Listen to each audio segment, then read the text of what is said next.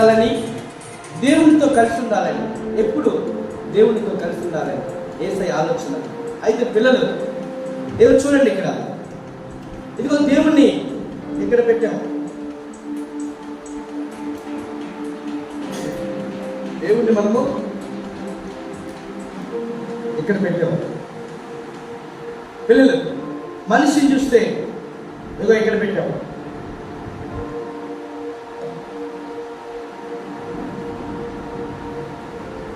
వీళ్ళిద్దరికి మధ్యలో something gap వచ్చింది. ఆ గ్యాప్ మధ్యలో ఏముంది పిల్లలు? సీన్. పిల్లలు, దేవుడి నుంచి మనిషిని ఎప్పుడు వేరు చేసేది పాపమే పిల్లలు. ఏంటి? పాపం. మనిషి చేసిన పాపం దేవుడి నుంచి మనిషిని వేరు చేసింది పిల్లలు. అయితే యేసయ్య